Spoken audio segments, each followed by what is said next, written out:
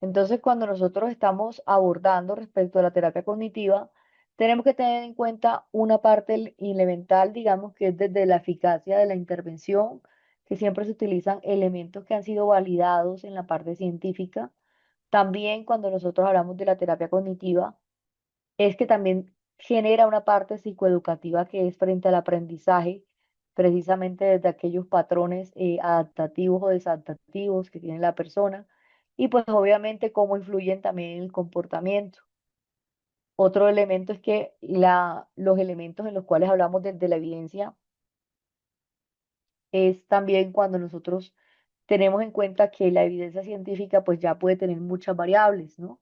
Puede mirarse desde la evidencia la eficacia, por ejemplo, para un tratamiento, la eficacia para un trastorno específico de la salud mental, las covariables que pueden influir también en aquellos elementos de diagnóstico.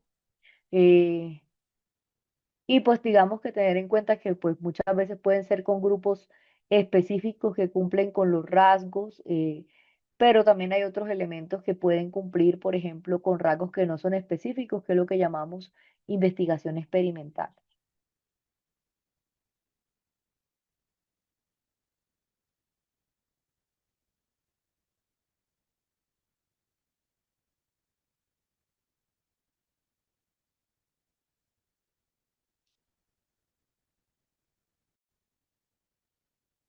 Bueno, yo creo que en ese momento queda un poco claro lo que es la terapia cognitivo-conductual, lo objetiva que es y lo directiva, y la forma como se basa en la evidencia científica.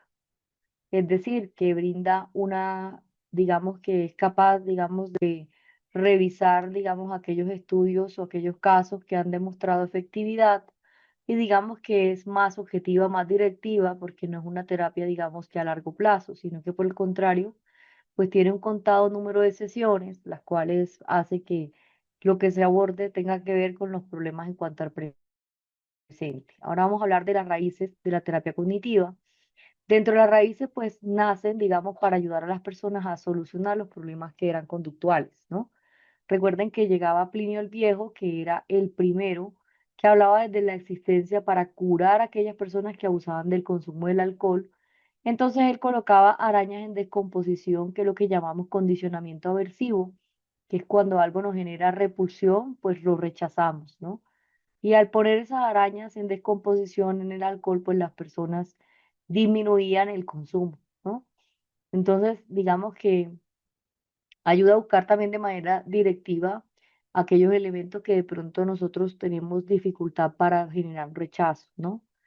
Luego llegaba la historia de la terapia de la conducta, llegó la terapia en el siglo XVIII del niño salvaje de Albeirón, que fue un niño que fue enseñado a hablar desde maniobras, desde las técnicas, eran conocidas más que todo como el modelado, la instigación, el refuerzo positivo, la retirada de reforzadores.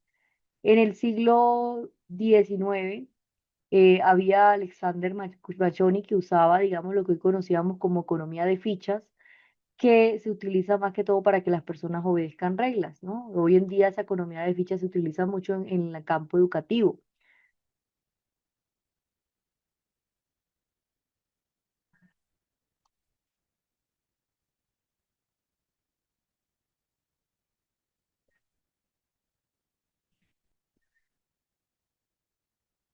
Entonces es cuando nosotros vemos, por ejemplo, cuando premiamos a alguien para reforzar ciertos comportamientos, modelado es cuando la aprendemos a través de un modelo, ¿no? Refuerzo positivo es cuando nosotros felicitamos, reforzamos de manera positiva ciertos comportamientos para que se mantengan, ¿no? Luego, digamos que la terapia cognitiva pues iba interconectada con la historia de la psicología y es que recuerden que la psicología es una disciplina científica que surge como parte de la revolución en la parte, digamos, europea, ¿no? Y pues brindaba como esa mentalidad científica que es cuando las personas abandonaban la filosofía y aquí es donde comienza la psicología como esa ciencia natural desde la igualdad de condiciones que otras ciencias, porque se centraba su foco de investigación en la escuela que fundaron el estructuralismo. Cuando nosotros hablamos del estructuralismo, en ese momento pues habían psicólogos experimentales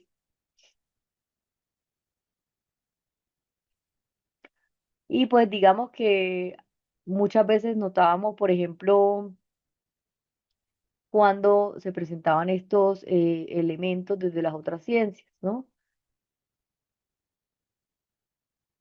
¿Qué es lo que sucede? Que digamos que el estructuralismo en la psicología es una corriente teórica que proponía que habían fenómenos humanos, como en los casos del lenguaje, la cultura, la mente, la sociedad, que no comprenden elementos aislados, sino estructuras que organizan esas relaciones entre los elementos. Es importante que tengamos en cuenta que no es solo una pieza, sino el sistema al que pertenece. Cuando hablábamos del estructuralismo, pues es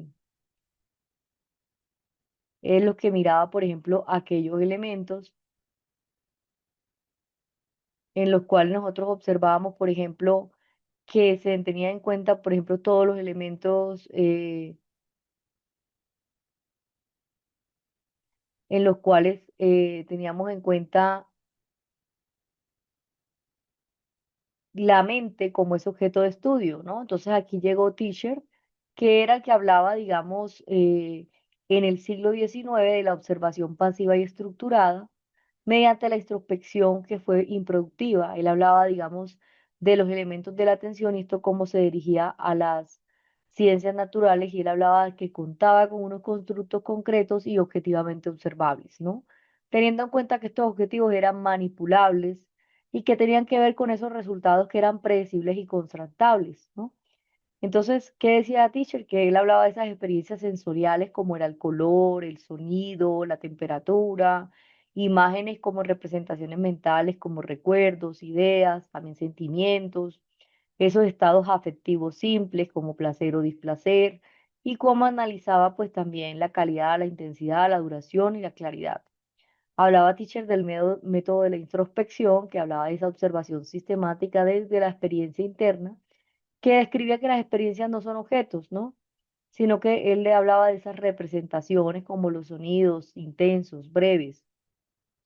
Principales críticas al estructuralismo, pues es que era un método subjetivo y poco confiable y que había dificultad para explicarlo o para replicarlo, también que ignoraba el contexto, la historia y la conducta observable y que había una escasa utilidad clínica, ¿no? Luego esto dio paso, teniendo en cuenta el estructuralismo, pues generó también la revolución de la psicología, con los principales resultados que fueron teniendo en cuenta por tres escuelas, está la escuela de la gesta, el conductismo y el funcionalismo. Primero, pues lo que se trataba era de eliminar digamos, entre las corrientes, eliminar lo que uno hacía como sinónimo de psicología americana. Y luego, segundo, cómo conseguía aportar la psicología americana con base a esa ciencia firme. Entonces teníamos en cuenta que en el siglo XX el concepto de salud mental era limitado y precario, el interés tenía que ver con los problemas de la conducta y que era casi inexistente, ¿no? Que había unas categorías de clasificación de la salud que teníamos que ver, por ejemplo, cómo se presentaban las gentes normales, contextos cotidianos, gente insana o loca, que era lo que se llamaba, se determinaba a las personas para internarlos en un manicomio, ¿no? Gentes enfermas, que es cuando ya venía este concepto desde los hospitales y también desde los criminales en las prisiones. Entonces así fue como fue dando inicio ese concepto de la salud. Luego llega la escuela conductista, que esta llegó con Watson, yo no sé si ustedes recuerdan, que John Watson era el que hablaba de ese positivismo lógico, él hablaba más que todo que esto se presentaba en Viena, ¿no? ¿Qué decía él? Que básicamente defendía la necesidad sobre aquellos elementos que podían ser observados y verificados desde aquellos estudios desde que los cuales fueron aplicados la psicología del conductismo, ¿no? Él hablaba que solamente importaba la conducta que fuera observable, ¿no? Dejando a un lado la conciencia y la introspección. Watson rechaza el estructuralismo porque él usaba la introspección como un método subjetivo que estudiaba la conciencia sobre algo que no era observable ni medible, ¿no? Y que no permitía la predicción y el control del comportamiento. En cuanto a la propuesta central del conductismo, pues la definición es que es una ciencia objetiva desde la conducta que se basa en estímulos y respuestas, ¿no?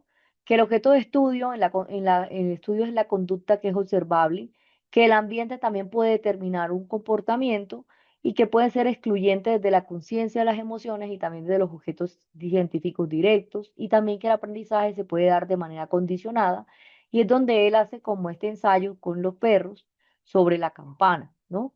Y él muestra cómo la emoción, por ejemplo, el miedo, podía aprenderse y cómo esto estaba asociado también a un estímulo neutro, que era la rata blanca, con un estímulo adversivo, que era un ruido fuerte, ¿no? Y que hoy éticamente es inaceptable, pero que fue influyente en la historia. Entonces, digamos que la diferencia que había el estructuralismo con el conductismo, que el estructuralismo se basaba en la conciencia, en la introspección, en la experiencia subjetiva, y hacía un laboratorio introspectivo, pero el conductismo hablaba de la conducta observable, la observación objetiva, el estímulo-respuesta y los experimentos controlados, ¿no? Entonces, digamos que el representante principal fue Watson y él hablaba de que la psicología tenía sentido a través de la conducta siempre y cuando fuera observable y medible. La psicología clínica como tal es cuando nosotros hablábamos de lo que estudia, lo que evalúa, diagnostica, previene y también trata los problemas de la salud mental, ¿no? Todos los elementos desde el comportamiento, en cuanto notamos que este comportamiento es objetivo y este cómo ayuda a mejorar el bienestar y la calidad de vida de las personas. Desde el enfoque cognitivo-conductual también está la psicología clínica que se basa en los modelos científicos que explican el origen y el mantenimiento de los trastornos psicológicos, ¿no? En los cuales se utilizan diferentes técnicas que son validadas empíricamente para la intervención y que comprenden la evolución y los fundamentos que permiten esas estrategias eficaces para ese cambio terapéutico. Tengamos en cuenta que en cuanto a la psicología, pues esto está guiado de principios éticos y deontológicos, los cuales notamos que muchas veces hay los derechos hacia los pacientes, la confidencialidad, la integridad desde la práctica profesional y tener en cuenta también el desarrollo de las habilidades esenciales como es el caso de la empatía, la escucha activa, la comunicación efectiva, todos estos elementos que van a permitir una relación terapéutica sólida y van a favorecer un proceso de intervención psicológica. En cuanto a la etapa precientífica, pues lo que notábamos eran los orígenes filosóficos y médicos, que se entendía anteriormente los trastornos mentales eran interpretados como esas experiencias religiosas y místicas o médicas. Recuerden que en las civilizaciones antiguas, como era Egipto, Grecia, Roma, se atribuían a los trastornos mentales como esas posesiones demoníacas, ¿no? O castigos divinos. Hipócrates también habló desde lo que proponía los trastornos mentales que eran causados por desequilibrios en cuatro humores del cuerpo, que era la sangre, la bilis amarilla, la bilis negra, la flema. Luego llegó Galeano, que fue el que continuó con la teoría y surgió desde las emociones, la personalidad y estas cómo estaban relacionadas con los humores corporales. En la Edad Media, pues en cuanto al siglo V y el siglo XV, predominaba la visión religiosa y supersticiosa sobre los trastornos mentales, que se creía que las personas que tenían trastornos mentales estaban poseídas por espíritus malignos y que eran sometidas a exorcismos o eran encarcelados en asilos. Surgen los primeros hospitales psiquiátricos en Europa, como está el Hospital de Bedlam en Londres. Luego el surgimiento de la psicología como ciencia en el siglo XIX, a principios del siglo XX, brindaba esa medida en que digamos, la medicina y la filosofía iban avanzando y esto como comenzaba con aquellas explicaciones para identificar los trastornos mentales, ¿no? Ahí habían aportes también desde la parte de la medicina y la neuropsicología. Por ejemplo, yo no sé si ustedes recuerdan a Franz Gall, que fue en 1758 a 1828, que él proponía la frenología y esta cómo se relacionaba con las funciones mentales por la forma del cráneo, cosa que realmente fue inútil porque se logró determinar, por ejemplo, que no tenía nada que ver la parte, digamos, de la inteligencia emocional, de la inteligencia del coeficiente intelectual con el tamaño del cerebro, ¿no? Entonces, pues de todas maneras, aunque estos estudios, digamos que eran, inicialmente podían partir de hipótesis que luego fueron refutadas, pues también sirvieron para tomar en base un conocimiento verdadero y es identificar que realmente, pues esto no tenía, digamos, ningún tipo de relación, ¿no? Por eso es que es importante la investigación, porque si bien estas investigaciones puedan aportar, digamos, algo de ciencia a la parte de la evidencia, el hecho de que aunque no lo aporten, también digamos, nos va a descartar ciertas características, ¿no? Luego llegó Charcot, que era el que investigaba la histeria con la hipnosis como tratamiento. También llegó Emmy Kraepelin, que es el que desarrolló la clasificación de los trastornos mentales y esto sirvió como base del DSM y del CIE, ¿no? Que actualmente se utilizan para el diagnóstico de los trastornos mentales. En la psicología experimental, pues notábamos que Wundt fue el que fundó el primer laboratorio de psicología en 1979 en Alemania y que estableció esa psicología como una disciplina científica.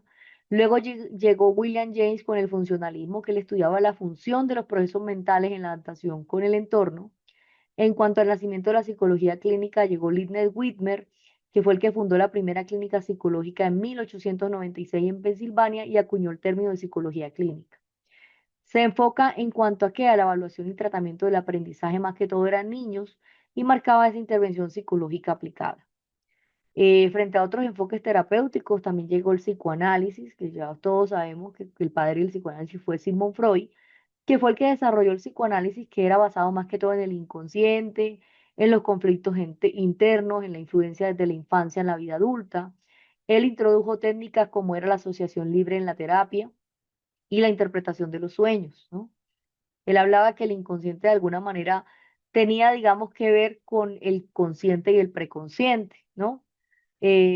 También, digamos, que él tenía, digamos, otro tipo de teorías como digamos, las propias características de la clasificación diagnóstica en psicoanálisis, como era la histeria, como él hablaba, por ejemplo, del narcisismo, del complejo de Edipo, y cómo relacionaba, pues, digamos, esto frente al inconsciente, frente a lo que las personas terminaban eligiendo desde el consciente, ¿no? Luego llegó Carl Jung y Adler, que fueron los que proponieron las variantes del psicoanálisis como la psicología analítica y la psicología individual. Y pues ya en el conductismo es donde vemos la modificación de la conducta a través del aprendizaje. Como tal, pues ya vemos a John Watson que proponía que el comportamiento era aprendido a través del ambiente. Skinner era el que hablaba del condicionamiento operante y desde aquí se basaban muchas conductas. Y finalmente pues llegó Iván Paulot, que fue el que descubrió el condicionamiento clásico, que era aplicado para fobias y trastornos de ansiedad, donde él explicaba, por ejemplo, cómo digamos, el condicionamiento clásico podía influir, digamos, en las fobias, ¿no? Porque él hablaba de las teorías del aprendizaje. ¿Cuál fue el experimento que fue más característico de Iván Paulot? Pues digamos que digamos que él hablaba del estímulo incondicionado que provoca una respuesta condicionada de manera natural, que tenía que ser un estímulo suficientemente fuerte para que generara, digamos, una respuesta. Entonces él hizo un experimento con los perros en los cuales les daba la comida y digamos que la comida esa era la respuesta natural porque era un estímulo lo suficientemente fuerte que no tenía ningún tipo de condicionamiento, pero se daba una respuesta incondicionada que era la salivación de forma automática y por eso es que nosotros notamos, por ejemplo, cuando estamos acostumbrados a comer a ciertas horas, que esto va a provocar una respuesta de manera automática, ¿no?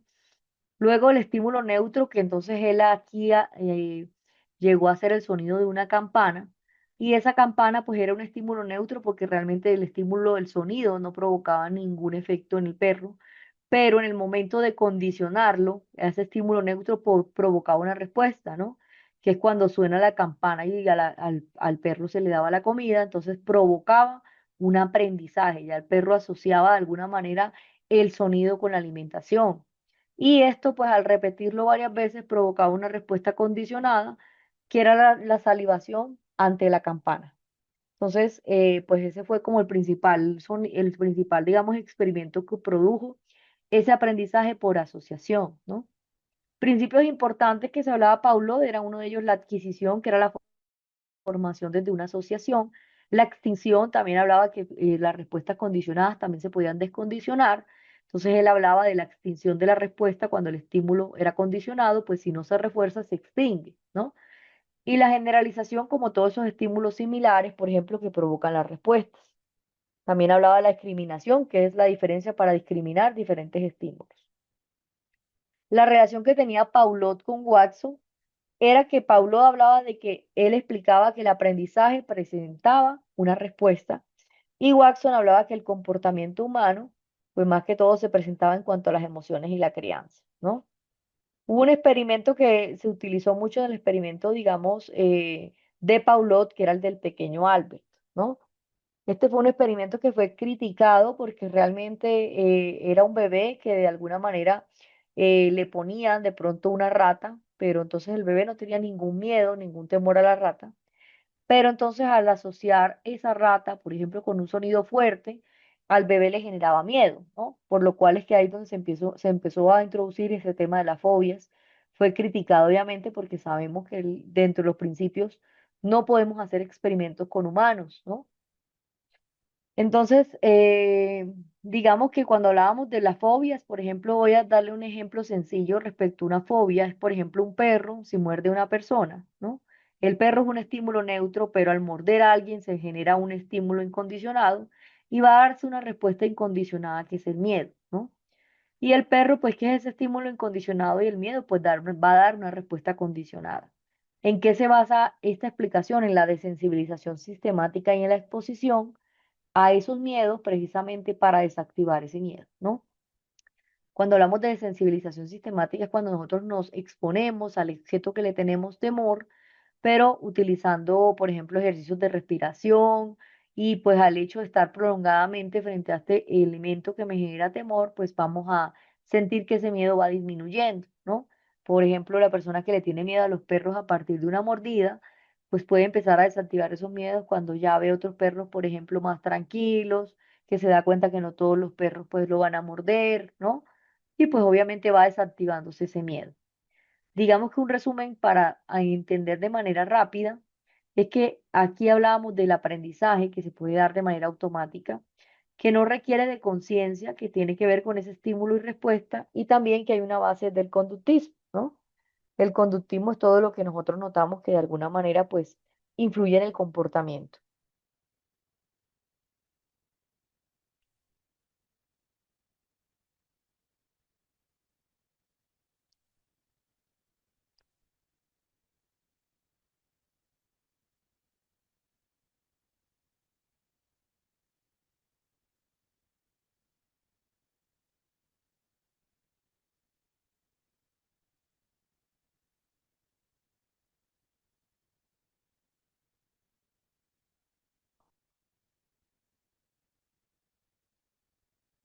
Revolución cognitiva es la integración desde los estudios y los pensamientos y las coherencias y las percepciones. Esto daba inicio a la terapia psicológica. Luego llega Albert Ellis, que es el que habla de la terapia racional emotiva, más conocida como la TREC, que él hablaba de la importancia de cambiar estas creencias irracionales, ¿no? Él hablaba, digamos, de las creencias irracionales. Por ejemplo, él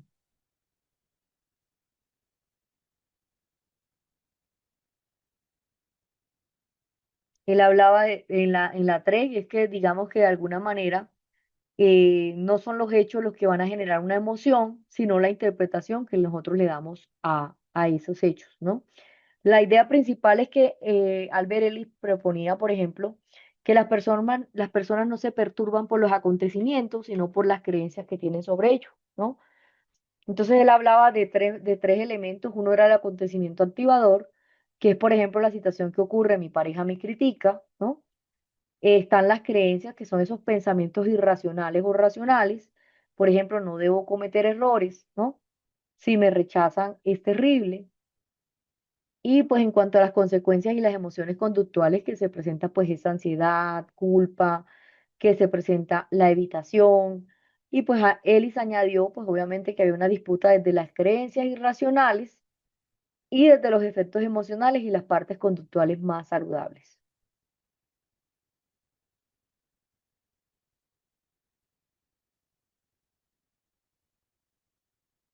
¿Tenemos hasta el momento algún tipo de pregunta, alguna duda? Tenemos el chat activo para los que tengan preguntas o dudas.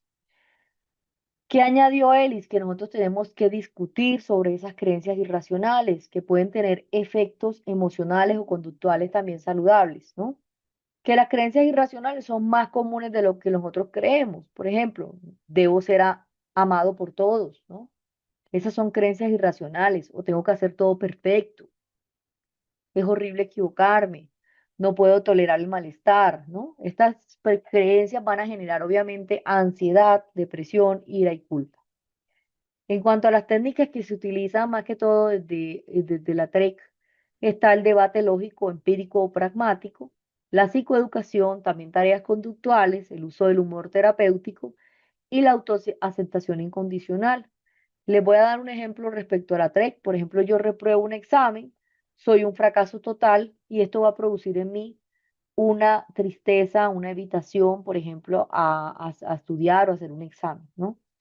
Entonces, digamos que se enfatizó ese papel desde de la parte activa del pensamiento y se introduce también ese pensamiento desde la autoaceptación y la base directa de la terapia cognitivo-conductual.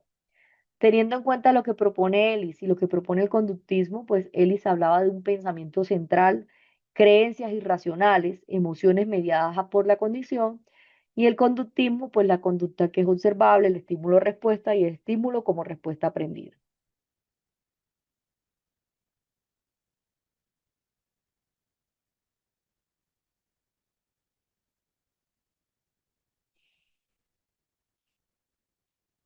Y luego llega Aaron Beck, que es el que habla de, se centraba también en la reestructuración desde los pensamientos negativos, ¿no? Beck es el principal, digamos, el principal que como tal integró lo que era la terapia cognitivo-conductual, porque recuerden que la terapia de Ellis era terapia racional emotiva, ¿no? Sobre ideas irracionales e irracionales. Pero Ellis enfocó también la terapia cognitivo-conductual, que es donde él integra, por ejemplo, cómo el pensamiento tiene una base desde la parte de la conducta, ¿no? Digamos que él desarrolló este modelo más que todo para explicar el caso de la depresión con los trastornos de los pensamientos automáticos, las creencias y los esquemas cognitivos. Y digamos que a diferencia de Ellis, B fue más empírico y colaborativo y menos confrontativo, ¿no?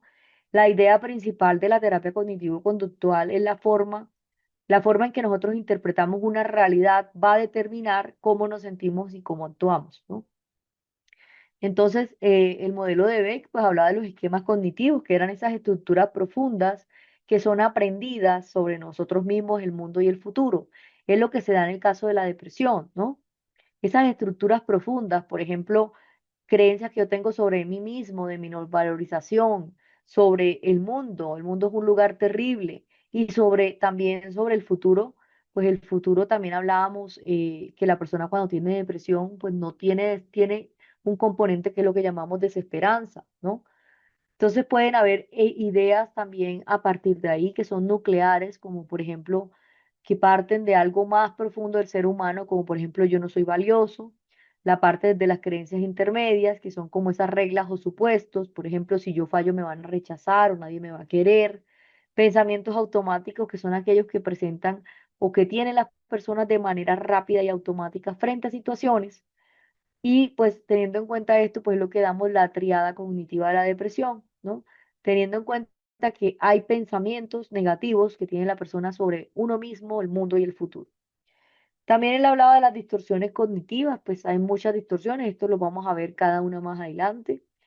Y pues dentro de las técnicas principales de las que hablaba Beck, hablaba desde el registro de pensamientos automáticos, la reestructuración cognitiva. Y reestructuración cognitiva no significa que nosotros vamos a cambiar la manera de pensar, sino que vamos a pensar de una manera más adaptativa, la cual va a mejorar esos síntomas emocionales, ¿no? Experimentos conductuales, también la psicoeducación y la activación conductual. Entonces yo les voy a dar un ejemplo clínico de la terapia cognitivo-conductual y él no me responde en un mensaje, mi pensamiento automático es no le importo, mi emoción es tristeza y ansiedad y mi conducta es la evitación. En cuanto al trabajo terapéutico, pues está identificar la distorsión, buscar en cuanto a las evidencias y también los elementos que puedan generar pensamientos alternativos, ¿no? Digamos que la diferencia de Beck y Ellis es que el modelo de Beck es más colaborativo, empírico, habla de los pensamientos automáticos y hay menos debate, ¿no? En cuanto a Ellis es más directivo y confrontativo, filosófico y también habla de las creencias irracionales y del debate activo. Los principales aportes de la terapia cognitiva es el modelo desde la fuerte evidencia científica que presenta en la mayoría de los trastornos, que es aplicable para la depresión, para la ansiedad, para trastornos de personalidad, para trastornos de consumo, de sustancias, para trastornos de conductas, ¿no? Y pues la base de la terapia cognitivo-conductual, pues es una de las que tiene que ver también, podemos incluir las de la tercera ola o las terapias de tercera generación, que también pues tiene una fuente de la parte cognitivo-conductual. ¿Tenemos alguna pregunta, alguna duda? ¿Todo está claro?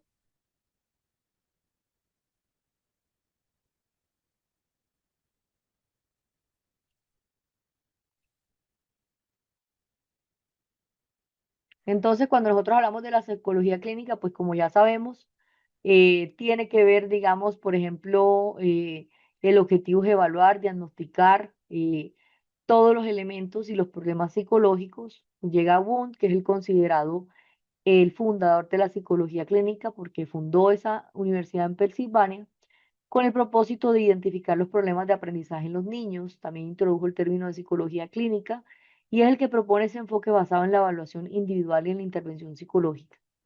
Su trabajo se enfoca más que todo en cuanto a la educación y en la aplicación de los métodos científicos y de comportamiento. Luego la psicología, pues en la Primera y la Segunda Guerra Mundial están los psicólogos clínicos que fueron la clave para evaluar el tratamiento desde los soldados que tenían estrés postraumático, ¿no? 1949 vemos el modelo de Boulder, que es el que estableció la formación de ese psicólogo clínico con un enfoque científico práctico para considerar los diferentes enfoques terapéuticos como dio paso al psicoanálisis, a teoría conductual y a la terapia cognitiva.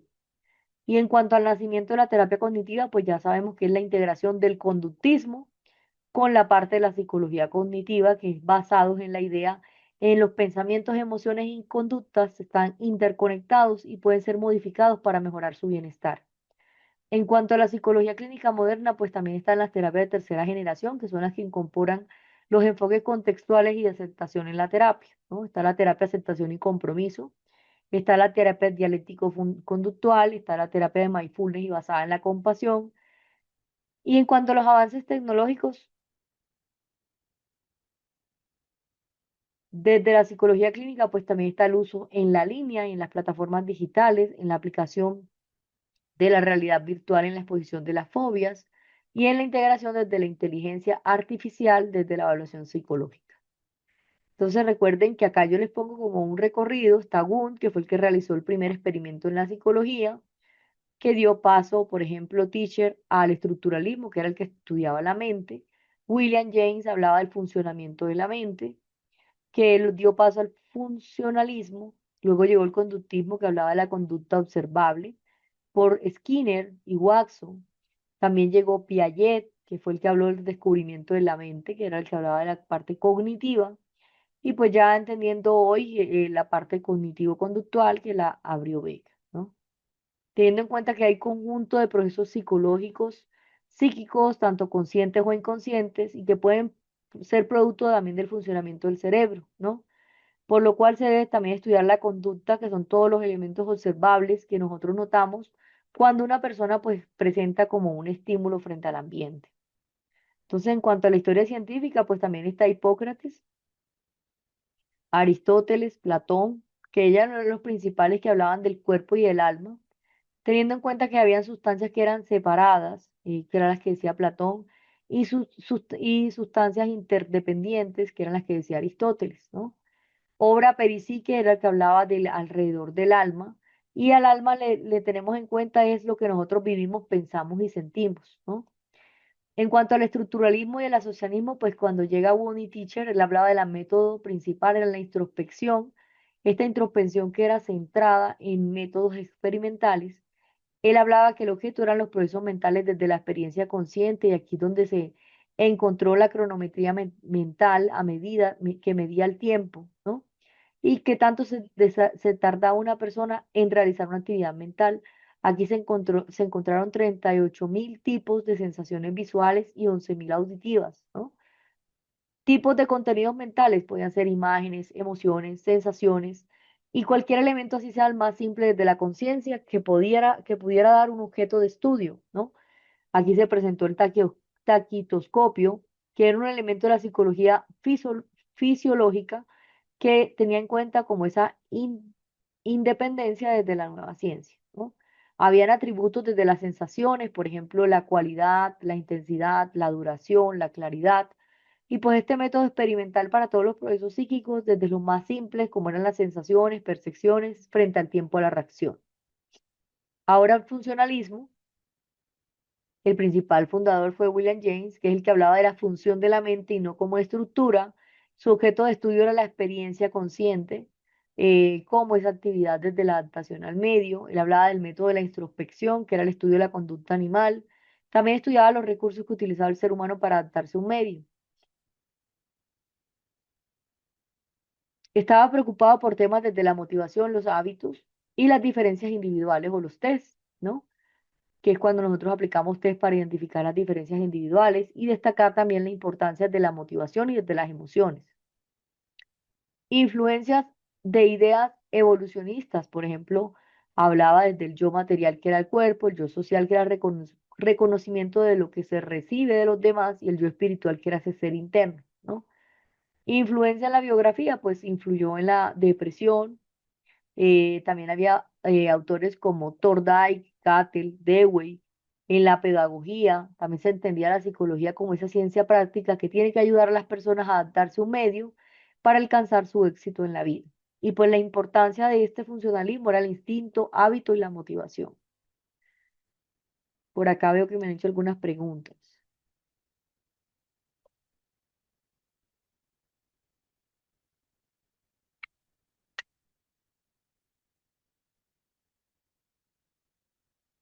Si tenemos alguna pregunta o duda frente a lo que estamos viendo en este momento. Bueno, y continuando, pues también está la Gestalt o la escuela de la forma. ¿Qué podemos ver en esta imagen, por ejemplo, de la Gestalt que está al lado derecho?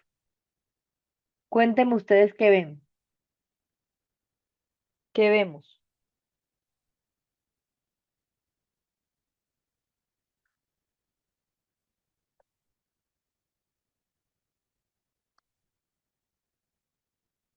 Una mujer, dicen acá. Los demás, el rostro de una mujer, una anciana y una joven. Entonces, más que todo, este objeto de la Gestalt, pues evalúa la percepción, el método, la observación y la experimentación. Digamos que muchas veces la mente puede llegar a organizar elementos que llegan a ella por medio de canales sensoriales y a través de ciertas leyes, ¿no? La percepción como esa totalidad organizada, como ese cerebro activo con estructuras propias, teniendo en cuenta que el todo es algo más y algo distinto que a la suma de las partes, ¿no? Los principales autores frente a esto eran Weidmer, Kafka y Kotler. Algunos de ustedes ya habían visto esta imagen.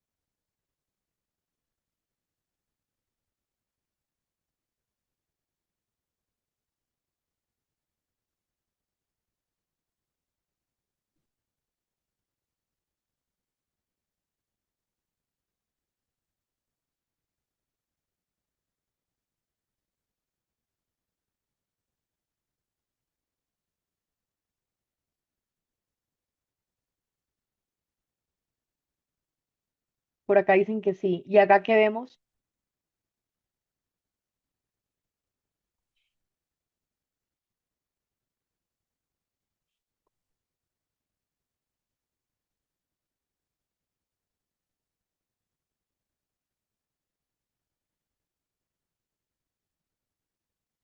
qué vemos en este momento. Acá también hay dos imágenes, ¿no? Un árbol y un mono y un león, muy bien. Un chimpancé y un tigre también. Entonces, digamos que estos elementos de la Gestalt, pues también tenían un arte y es como nosotros identificamos pues ciertos elementos, ¿no? Está esta otra, y yo no sé si ya ustedes la conocen,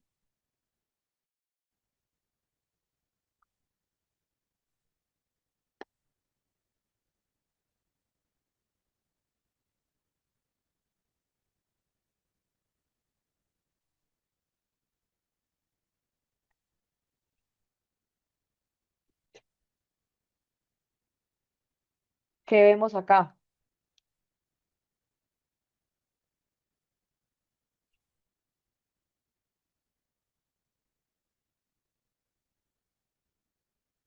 Muy bien, un Cádiz y dos rostros viéndose. Entonces miren que la Gestalt pues proponía, digamos, que nosotros podemos tener estímulo frente a dos elementos, ¿no? Podemos mirar ya sea uno o podemos ver los dos.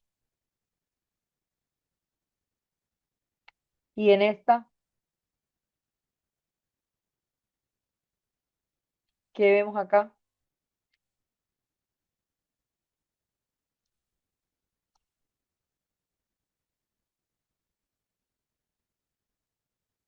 Un pingüino, un hombre y un pingüino, ¿ok? O simplemente un hombre, ¿no? Muy bien.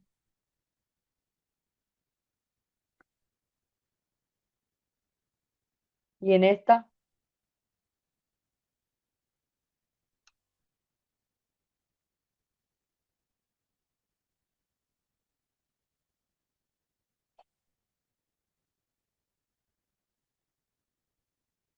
dos personas besándose y una bailarina. Muy bien.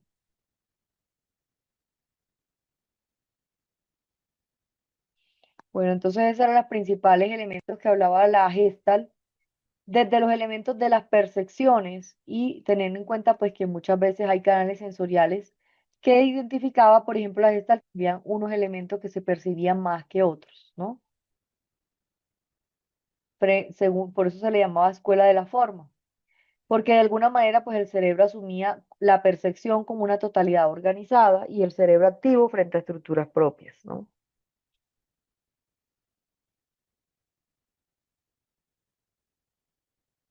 Ahora que el psicoanálisis pues hablaba de los procesos inconscientes, el método de la interpretación de los sueños, la asociación libre, la introspección, más que todo este se daba en Europa con Sigmund Freud y con Jude Adler, ¿no? Que se hablaba principalmente la mente del consciente o inconsciente y en la personalidad pues se hablaba del ello, que era ese inconsciente, el yo, que era ese yo presente y el super yo, que era la moralidad, ¿no?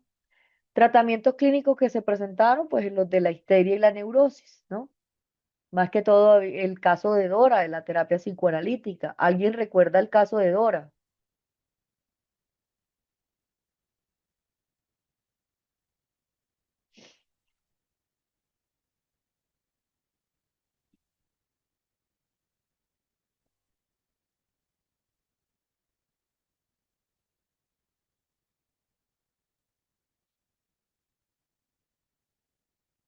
El caso de Dora fue un caso que Sigmund Freud presentó para identificar la histeria y la transferencia y la resistencia, en donde acá se presentaba que estaba envuelto frente a un conflicto familiar, que el padre pues tenía una relación extramarital y Dora se sentía utilizada y no escuchada, ¿no? Que se sentía presionada a aceptar estas situaciones que le resultaban, digamos, intolerables, ¿no? Más que todo, pues acá se daba, digamos, el origen desde psíquico, desde el inconsciente. En cuanto a la histeria, pues se presentaban esos elementos desde esos conflictos psíquicos, cómo se expresaban en el cuerpo, en el caso de ella, pues los síntomas cumplían una función simbólica, también los sueños, es donde Freud también analiza los sueños de Dora como una vía del inconsciente y pues la transferencia de lo que Dora le proyecta a Freud desde las emociones y estas cómo estaban ligadas a sus figuras importantes, ¿no? Freud reconoce la transferencia, pero no la trabaja adecuadamente. En cuanto a la resistencia, pues Dora abandona la terapia abruptamente, por lo cual, pues también en este caso fue criticado Freud, porque no hubo una adecuada relación terapéutica y Freud lo interpreta como una resistencia al insight, ¿no? Sigue vigente el psicoanálisis, pues actualmente se sigue aplicando, ¿no? Por ejemplo, en Colombia, pues no es válido la práctica psicoanalítica. Tampoco el psicoanálisis ha mostrado estudios contundentes desde la evidencia científica. Una parte importante de este caso es que Dora va a interrumpir el tratamiento y lo que hoy consideramos que para Freud no validó su experiencia emocional. Realmente se interpretó como una posición rígida en ese momento según Freud y se subestimó todos los factores relacionales y frente al poder, ¿no? Importancia de esto, pues el análisis de la histeria, el papel desde la transferencia, el abandono terapéutico como un fenómeno clínico, límites que se mostró, pues límites frente a ese psicoanálisis clásico y a los riesgos de interpretaciones forzadas. Más que todo la crítica es que Dora no era una resistente, sino que no era escuchada.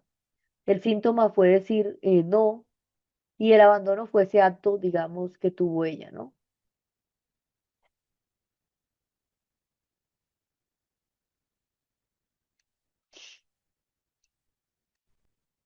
Psicología humanista, pues es la que se da a mediados del siglo XX, más que todo en los años 60 en Estados Unidos, con Maslow y Rogers.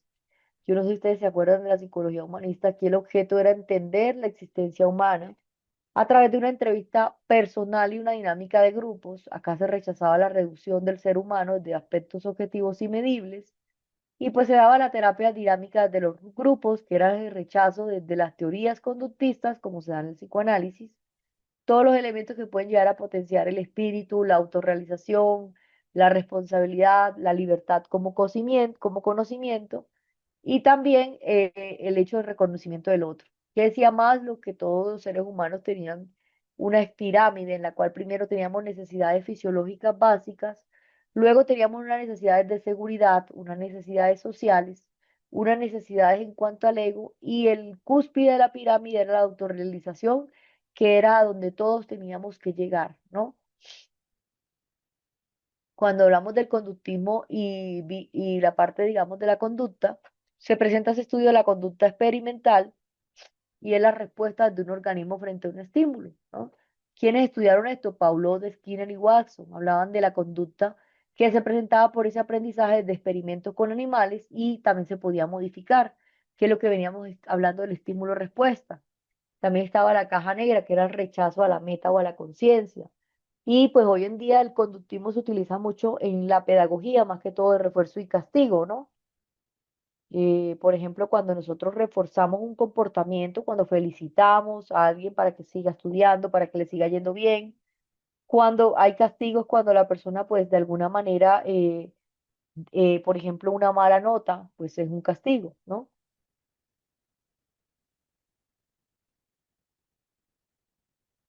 Realmente el conductismo en la pedagogía ha mostrado gran impacto porque digamos que este enfoque educativo desde el aprendizaje pues es un proceso de enseñanza y parte de la idea de que aprender es cambiar la conducta a partir de una experiencia, ¿no?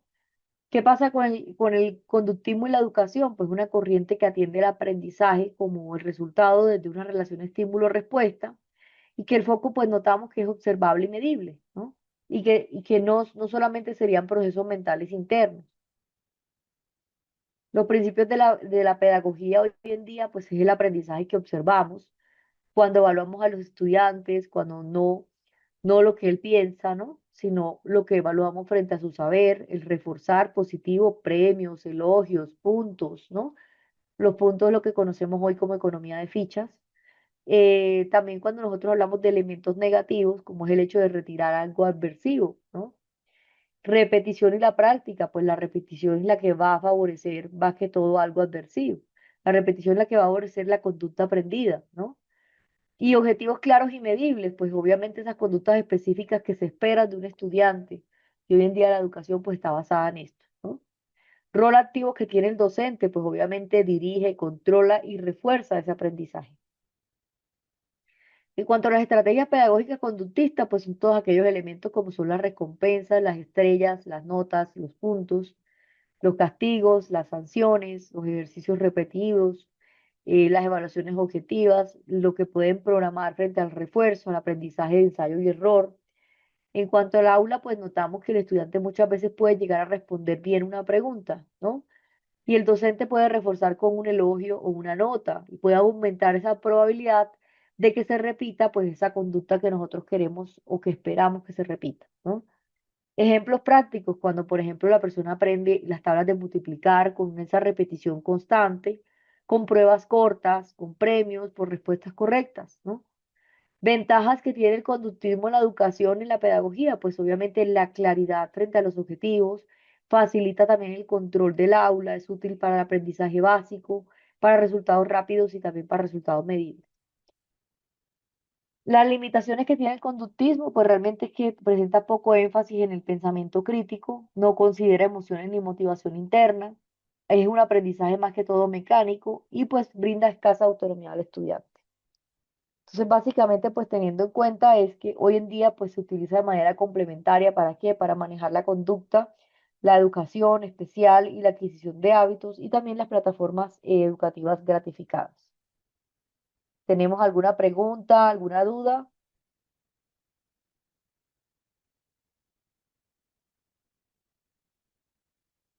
¿Todo está claro? Ya dentro de poco vamos a entrar al receso de 20 minutos.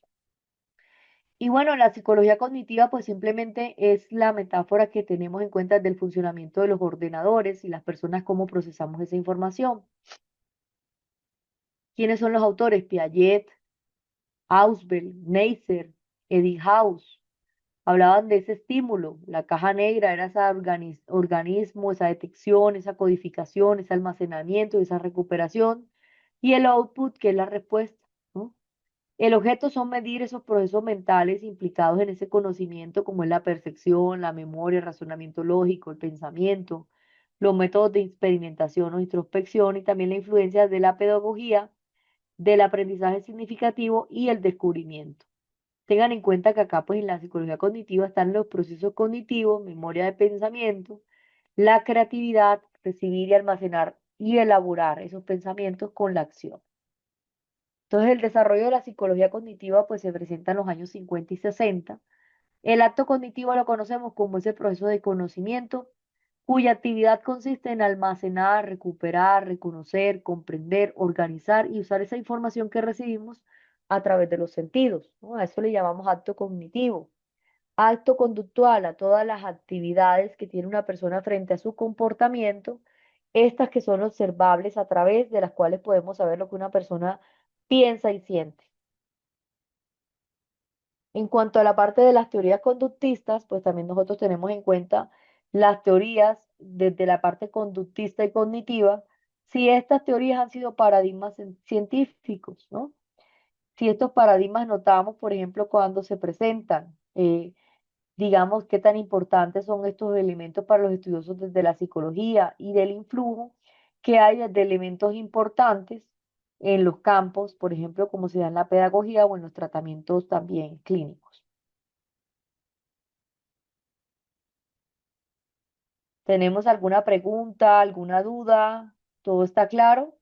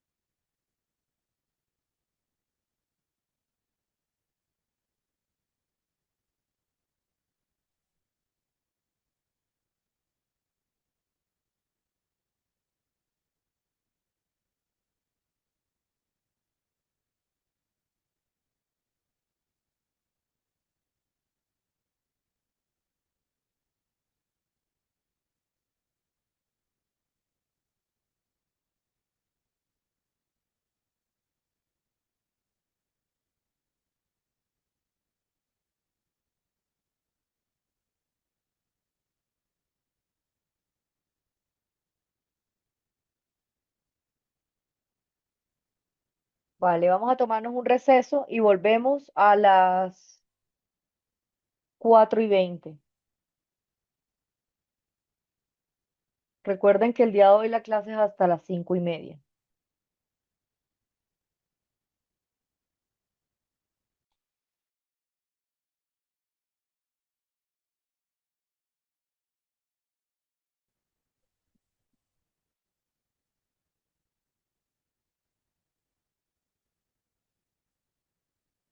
Bueno, vamos a continuar. Entonces, como ya veníamos hablando, el desarrollo de la cognitiva de los 50 a los 60 años, pues hablábamos de acto cognitivo, que es ese proceso de conocimiento.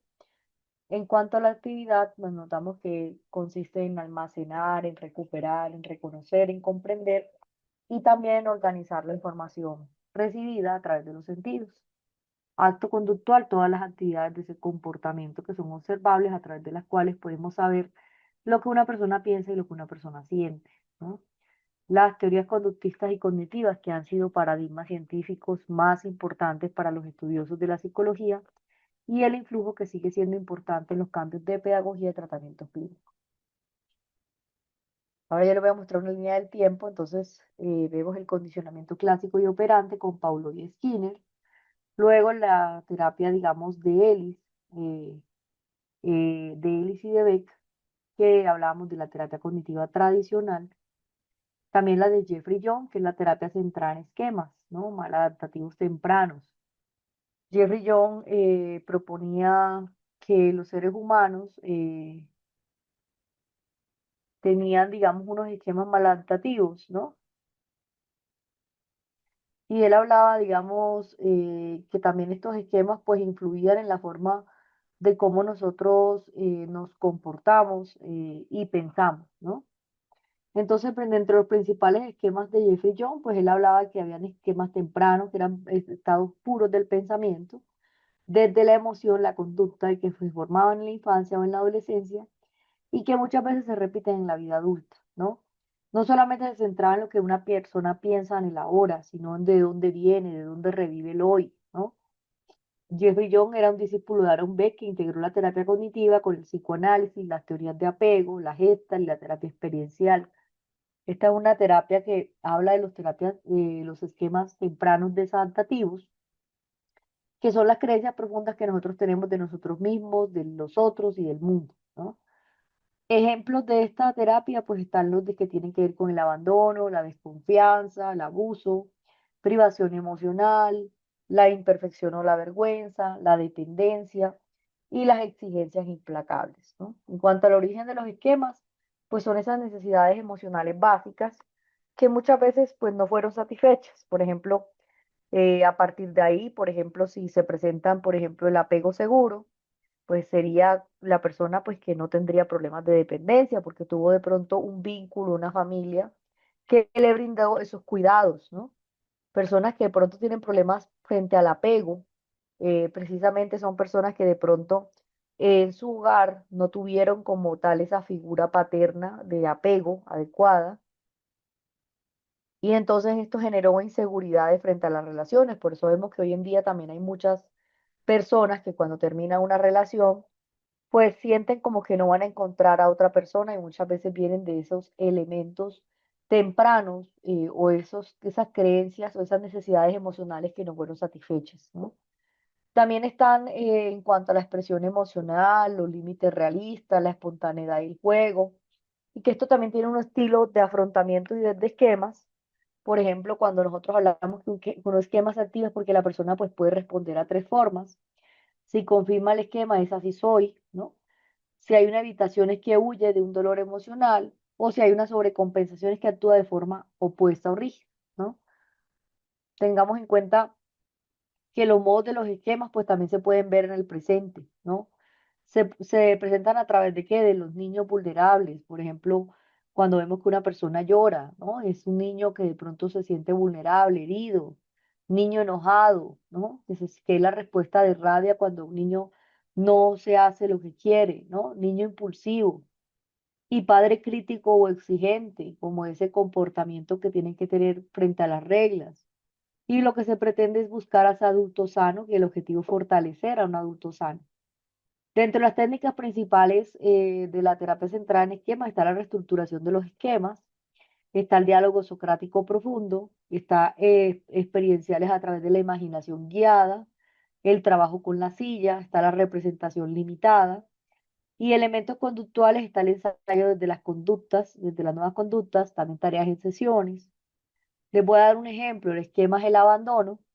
Entonces, la situación es que la pareja no responde los mensajes, me va a dejar. Emoción, una ansiedad intensa. Conducta es un apego excesivo o evitación. Trabajo terapéutico es conectar con ese niño vulnerable, validar la emoción, activar a un adulto sano y practicar respuestas más seguras, ¿no? Dentro de las indicaciones principales que se utilizan es para los trastornos de personalidad, traumas relacionales, depresiones crónicas, relaciones disfuncionales, pacientes difíciles o resistentes, ¿no? ¿Cuál es la diferencia que hay entre la terapia cognitiva y la terapia centrada en esquemas maladaptativos? Pues que la terapia cognitiva habla de los pensamientos actuales, la terapia centrada en esquemas habla de patrones de la vida, ¿no? La terapia cognitiva es más racional, la terapia centrada en esquemas es más emocional, ¿no? La terapia cognitiva es breve, ¿no? Son limitadas número de sesiones. La terapia centrada en esquemas es de mediana a larga, ¿no? Porque pues obviamente va a encontrar esos esquemas. También está en la terapia cognitiva, pues vemos los síntomas y en la terapia centrada en esquemas vemos la identidad y el vínculo. El objetivo final es ayudar a las personas a comprender cuáles son los patrones, a sanar esas heridas emocionales, a dejar de repetir historias dolorosas y a vivir desde ese adulto sano. Ahora vamos a hablar de Mahoney. Mahoney es el que habla de la terapia cognitiva constructivista. Esta terapia de Mahoney es la que se centra básicamente en el constructivismo en la psicoterapia, teniendo en cuenta los principales elementos. Es que las personas no procesan la información, sino que construyen activamente su realidad, que a partir de una historia, de una identidad y de unos vínculos, ¿no? Entonces, ¿qué decía Mahoney respecto a la terapia cognitiva? Es que da un paso de la terapia cognitiva correctiva a una terapia cognitiva más narrativa, más relacional, más experiencial, ¿no? La idea principal de la terapia constructivista es que el cambio terapéutico ocurre cuando una persona va a transformar de la manera en que entiende de sí misma y su mundo, ¿no? No trata de cambiar los pensamientos irracionales, sino que simplemente trata de identificar esos significados personales profundos y pues obviamente el constructivismo es la realidad psicológica que es sobre esa construcción personal, que no es solamente una verdad objetiva de problema, que la identidad y el ser, el foco que es la coherencia personal y la historia de la vida. En cuanto a la emoción, pues aquí principalmente el eje es esa emoción que no es un error cognitivo, sino una guía como significado. Está el cambio como proceso y es el cambio que no es lineal o que a veces puede ser caótico o gradual. Diferencias con Beck y Ellis, pues una de ellas es que Mahoney pues habla de elemento constructivista, la parte, digamos, desde los pensamientos de la terapia cognitiva son desde los pensamientos automáticos. La terapia constructivista habla de las narrativas personales. La terapia, digamos, de Beck habla de la reestructuración. La terapia constructivista habla de la reconstrucción de un significado y la terapia cognitiva habla de un síntoma y la de Mahoney habla de una identidad, ¿no? Intervenciones terapéuticas de la constructivista, la exploración narrativa, trabajo de identidad y sentido, metáforas terapéuticas, la experiencia emocional correctiva, la relación terapéutica como un agente de cambio. Un ejemplo clínico es, por ejemplo, si siempre termino abandonada, dice la persona. La terapia cognitivo-conductual cuestiona la evidencia sobre que siempre termina abandonada y Mahoney simplemente va a entrar en preguntar qué historia personal sostiene esta narrativa, ¿no? ¿Qué identidad se ha construido alrededor de esa creencia? ¿Y qué función emocional pues cumple esa creencia, ¿no? Es la idea de reorganizar la historia del self y no solo el pensamiento. En cuanto a los aportes principales, es que humanizó la terapia cognitivo-conductual, integra emoción, identidad y vínculo, e influye en la terapia centrada en esquemas, en la terapia centrada de la tercera ola y en los esquemas narrativos racionales, ¿no? El terapeuta, digamos que no va a corregir errores, simplemente va a acompañar el proceso de la construcción personal, ¿no? Ahora vamos a hablar de la terapia que hasta el momento queda claro.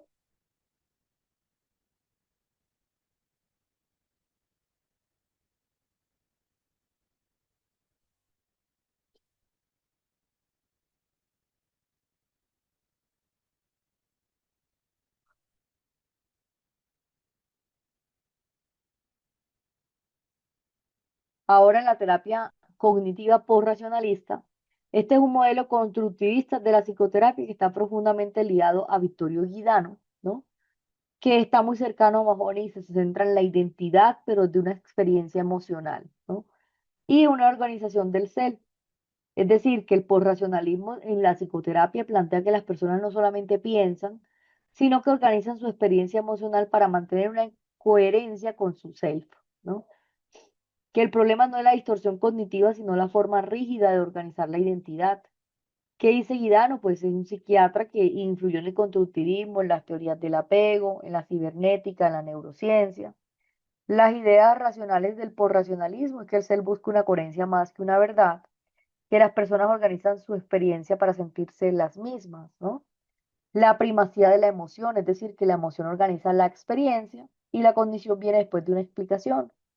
La identidad de la narrativa es que se construye en el tiempo con una historia, ¿no?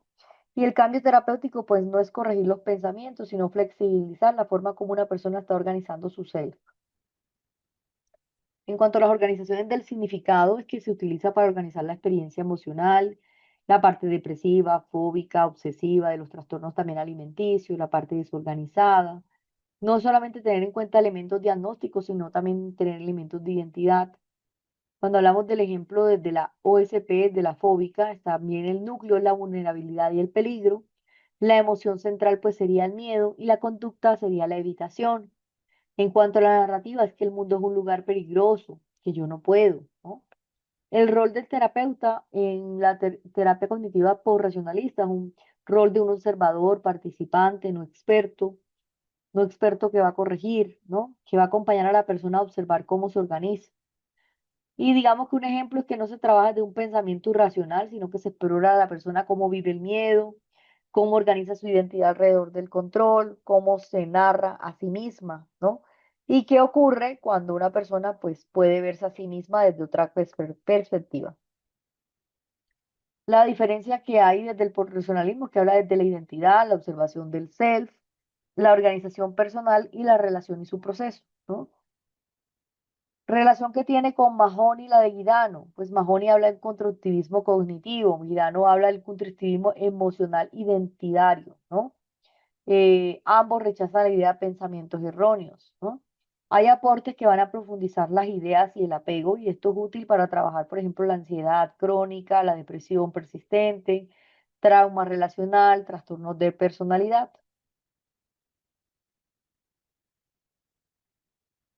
Entonces tengamos en cuenta que en la primera generación pues se propone que el comportamiento por medio de Watson es aprendido a través del ambiente. Skinner habla del condicionamiento operante donde las conductas se refuerzan o se castigan para aumentar o para disminuir su frecuencia. Las técnicas claves que vemos del reforzamiento positivo son todos esos elementos que, por ejemplo, notamos, por ejemplo, el reforzamiento positivo, la extinción, eh, la desensibilización sistemática, también están las de segunda generación, están, por ejemplo, elementos que pueden incluir, por ejemplo, en la segunda generación, que era cómo se reconocían los pensamientos y las creencias, cómo influían en las emociones, ¿no? También está nosotros identificar, por ejemplo, aquellos elementos, cómo estos influían, ¿no?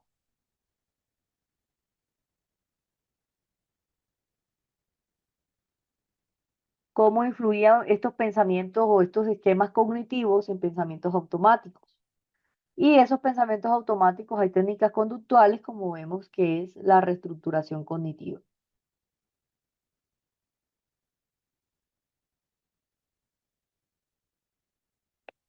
¿Tenemos alguna pregunta, alguna duda?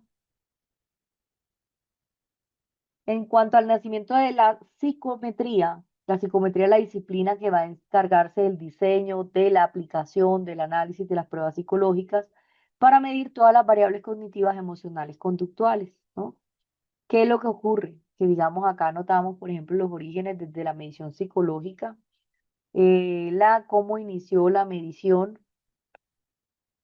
cómo inicia la medición desde las diferencias individuales, desde la inteligencia, también el desarrollo de los test psicológicos en el siglo XX por Alfred Binet y Theodore Simon, que son los que crearon la primera prueba de inteligencia de antecedente, el CI de Stanford, de Binet.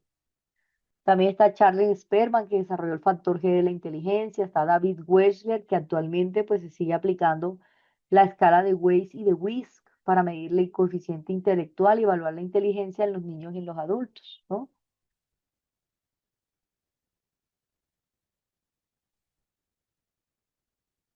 En cuanto a la psicometría moderna, por ejemplo, está el desarrollo también del modelo de la RASH y el modelo de la respuesta para mejorar, por ejemplo, aquellos elementos, por ejemplo, desde las aplicaciones en la neuropsicología, en la selección personal. Y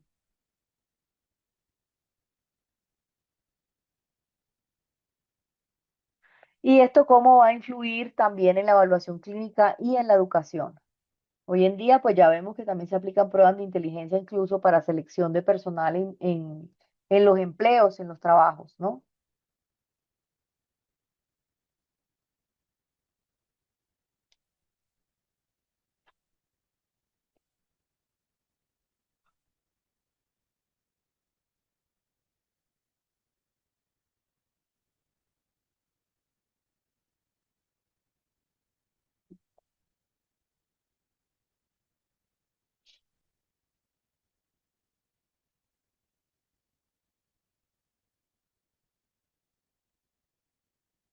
Bueno, entonces teniendo en cuenta la psicología, pues definimos la psicología, decía el griego psique, que tenía que ver el alma o la actividad mental y la logia, el tratado o estudio. Por lo cual la psicología tiene que ver ese estudio científico de la conducta, de los procesos mentales y las emociones, ¿no? Teniendo en cuenta de la psicología que es la ciencia que va a estudiar lo que la gente siente, piensa y hace, es decir, la emoción, sensación y comportamiento. En cuanto a la evolución y método y objeto, hablamos de la conducta, que es principalmente la observación, la mente, las emociones, la experimentación y la introspección. En cuanto a la evolución y método, pues vemos que la conducta es la ciencia natural que se considera ese objeto de estudio de la conducta humana, que es lo que la persona hace y dice, situaciones que pueden ser aprendidas o no aprendidas, es lo que decía Watson en 1913. En cuanto a la emoción, es esa reacción fisiológica frente a determinados estudios o situaciones, ¿no? Y en cuanto a los procesos mentales, la psicología es la ciencia de la vida mental desde los fenómenos y desde las condiciones, que es lo que decía William James en 1890. Teniendo en cuenta el saber científico, que es ese saber frente al saber especulativo, la introspección, que es ese método subjetivo desde la obtención desde la información, y esta cómo se basa en la inspección interna de procesos mentales. O la observación, pues es ese método de recogida de datos por el cual nosotros vemos que se registran, se analizan conductas o hechos observables. También está la experimentación, que es el método de aquellas disciplinas que aspiran a ser científicas y que consiste en ese estudio de un fenómeno en el laboratorio en donde se controlan unas variables y se observan unos resultados. Entonces, la historia de la psicología, pues básicamente aquí vemos cómo va iniciando con Platón, el cuerpo, la mente y el cuerpo, San Agustín, la dualidad entre la mente y el cuerpo desde la teología, Descartes, que hablaba de la res extensa o la res cógnita, que hablaba de la metafísica, elementos psicofísicos, ¿no? También luego llegó Wilmer Wundt, que fue el que habló de los principios de la psicología fisiológica, y el primer del laboratorio de psicología que fue por la universidad en Alemania, por William Wundt, ¿no? También William James, que hablaba de los principios de la psicología, Edward Teacher, que habló de la parte, digamos, desde la psicología, el esbozo, Sigmund Freud, que hablaba de la interpretación de los sueños, luego Paul Lott con ese condicionamiento clásico y operante, también la psicología como elementos desde la conductista sobre lo que manifiesta o la res cógnita o remanifiesta, eso es lo que decía Watson, ¿no? Y en 1930 pues llegó Koska con los principios de la psicología que la Gestalt y la conducta de los organismos por Skinner, ¿no? Luego llegó también Jean-Paul Sartre con las publicaciones sobre el existencialismo y la teoría de la motivación humana. que esta era por Abraham Maslow, ¿no? Luego llegó Carl Rogers con la terapia centrada en el paciente y la psicología cognitiva que habló Nestler. Entonces, como ya sabemos, pues Wundt, además de ser el fundador del primer laboratorio, pues también sistematizó y habló de la introspección, que era el principal método de laboratorio de la psicología. Él consideraba que el papel del sujeto se consideraba más importante que el de un experimentador, teniendo en cuenta que el sujeto era una fuente de datos, ¿no? Tischer, por otro lado, hablaba de la explicación del método experimental de la psicología americana y fundador también del estructuralismo. Él basaba que la utilización del método introspectivo por el cual el sujeto estaba entrenado ejercía un rol de observador y descriptor de sus propios procesos psicológicos para provocarlos y ver cómo se utilizaban los diferentes estímulos y estos que variaban frente a la función desde la tarea a realizar, desde el tipo de contenido mental estudiado. Este era un autor que rechazaba los procesos inconscientes, lo cual pues incluye los constructos como un instinto y también las técnicas de estudio que se centraban en la descripción desde la experiencia psicológica consciente. Teacher también hablaba que es posible tener esa información viable sobre la naturaleza de la mente a través de la introspección y el conocimiento de uno mismo. Este autor, el único método que permitía analizar desde los procesos mentales de forma fiable, hablaba y afirmaba que la psicología debía ser una disciplina que estaba basada en la introspección. En cuanto a William James, él hablaba del pragmatismo y él afirmaba el conocimiento filosófico y científico, y este que podía considerarse como verdadero en función de sus consecuencias prácticas, ¿no? William James fue el fundador de la psicología funcional y uno de los máximos exponentes del pragmatismo. También dentro de los aportes, él hablaba, por ejemplo, los principios de la psicología, y él hablaba que en cuanto al pragmatismo, nosotros debemos de dejar de prestar atención a la verdad absoluta o a la naturaleza de los fenómenos y centrarnos en esos resultados prácticos y generar herramientas necesarias para obtener estos resultados, ¿no? En cuanto al pensamiento, pues también notábamos que es útil y es válido y verdadero de acuerdo a la vida y a las necesidades, ¿no?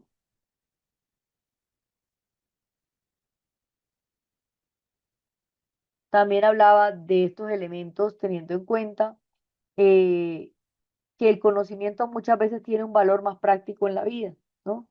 Otro de los elementos es las verdades absolutas e ideas fijas que no existen, decía él, pero que éstas estaban sujetas al uso que le damos en el día a día. En cuanto a Paulot, pues también hablábamos del condicionamiento clásico, de los procesos psicológicos a través de la salivación de los perros. Él reparaba de que los perros comenzaban a salivar en cuanto veían aparecer la comida, como algo independiente si le daban o no comida, ¿no? Que se producía un sonido de la campana en unos instantes antes de alimentar a los perros, pues medía los procesos de salivación, todo el tiempo en que demoraban los perros salivando, ¿no? Comida era el estímulo incondicionado, la campana, como les dije, es el estímulo neutro, y si digamos, se repite de manera de varios ensayos, pues ya se va a generar un estímulo condicionado porque es capaz de evocar una respuesta en un organismo y de verse cómo éste está asociado a un él, ¿no? La reflexología es la escuela rusa que también pretendía considerar la mente y que excluía la conciencia desde ese estudio, desde la psicología objetiva. El máximo exponente era Sechenot, maestro, digamos, de Paulot, y Paulot pues, fue el que abordó esa parte de la fisiología, que estudiaba las secreciones gástricas, observaba la aparición de estas frente a la anticipación de la comida, los reflejos condicionados, y de ahí es donde viene el condicionamiento clásico.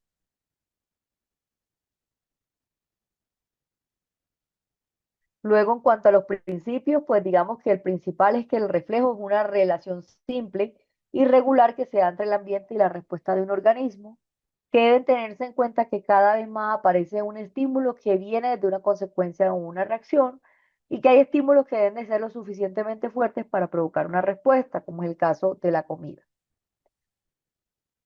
Teoría. Entonces, en cuanto a la teoría, pues está el estímulo incondicionado, que es ese estímulo en el cual vemos que una respuesta se presenta de manera natural y automática.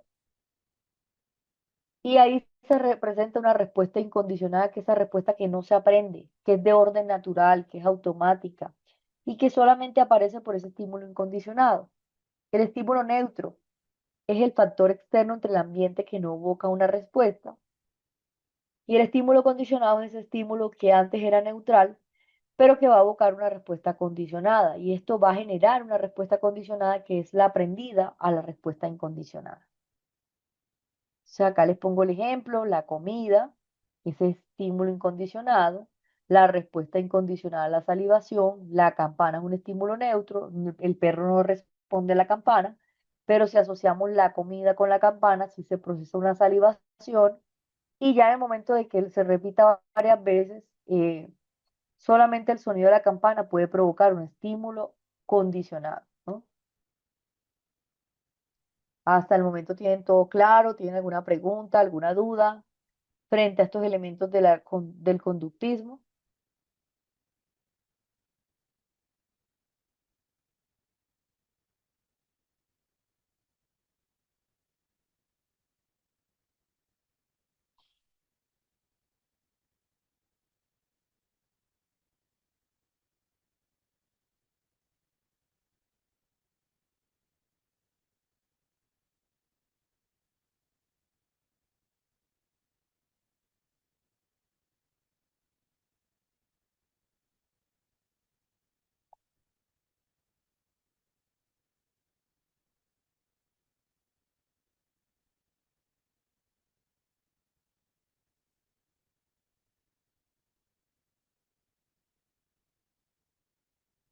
Eso todavía no hemos abordado esa parte. ¿Listo?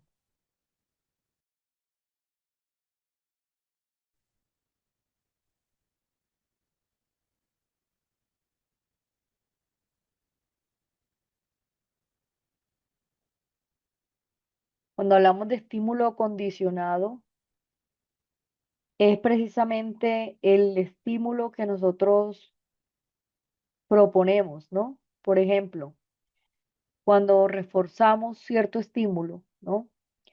Es inicialmente el estímulo que puede ser neutro, no provoca una respuesta específica, ¿no? Pero después de asociarse repentinamente a un estímulo incondicionado, va a llegar por sí solo una respuesta. Le voy a poner el ejemplo, el estímulo condicionado sería la campana cuando ya presenta la salivación, cuando está asociada la campana con la comida, ¿no?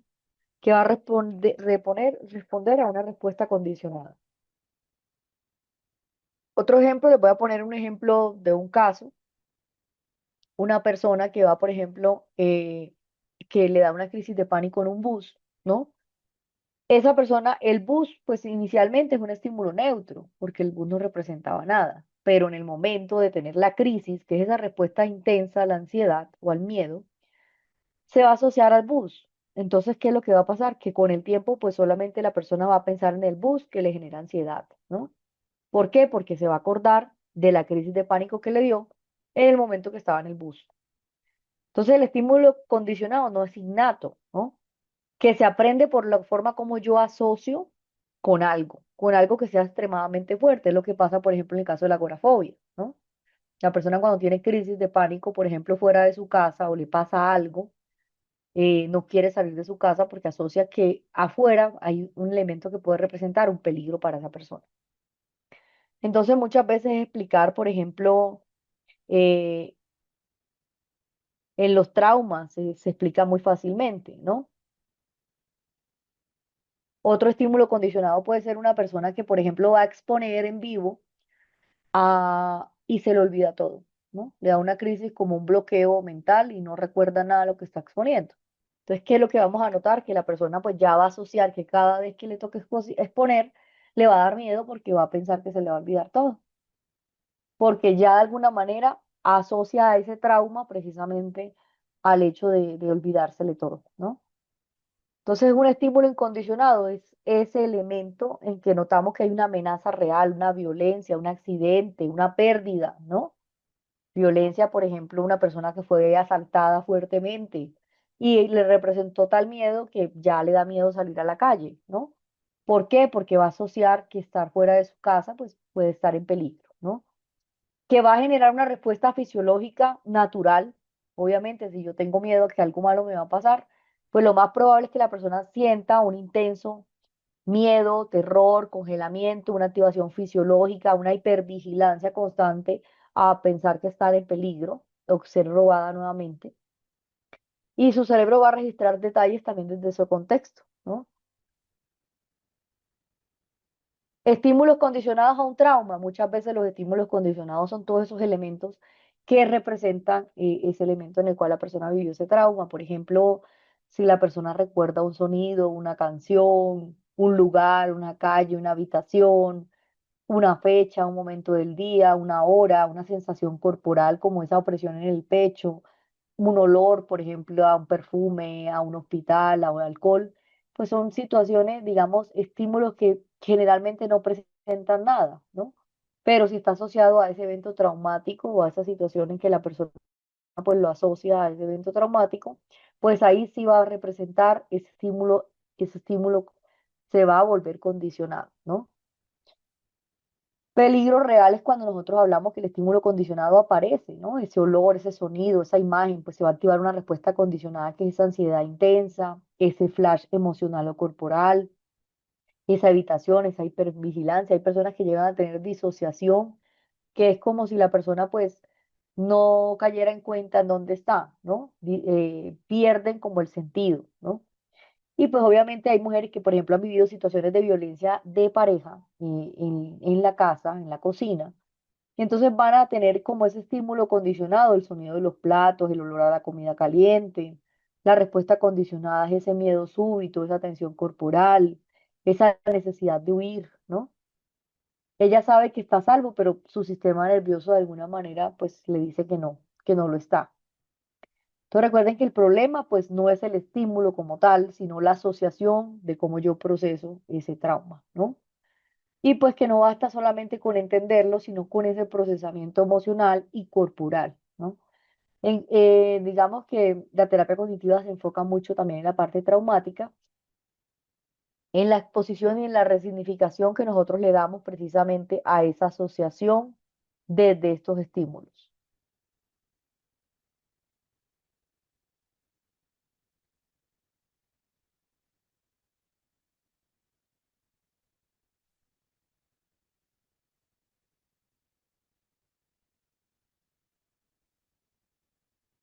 ¿Tenemos alguna pregunta, alguna duda? ¿Todos estos elementos están claros?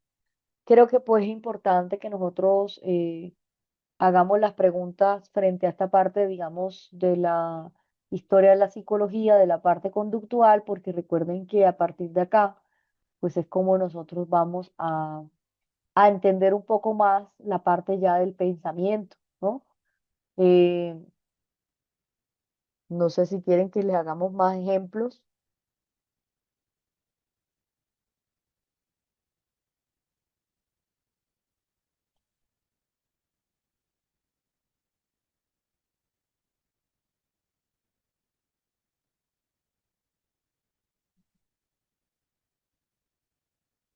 Les voy a poner un caso clínico. Está el caso de María, que tiene una relación previa con su pareja, ¿no? Ella está siendo ignorada por días por él, siente una amenaza constante de irse, siente que hay una retirada de afecto como castigo, que durante la relación pues ve ese estímulo incondicionado como abandono, rechazo real, una respuesta también incondicionada como una angustia intensa, como un miedo, una activación, que va formulando ese estímulo condicionado a la relación actual que tiene con su nueva pareja. Cuando su pareja se queda en silencio, no responde los mensajes por algunas horas, pues ella siente que este estímulo demora en responder, ¿no? A eso le llamamos un estímulo condicionado. Y por lo tanto va a aparecer esa respuesta condicionada, que es esa ansiedad, miedo a ser abandonada.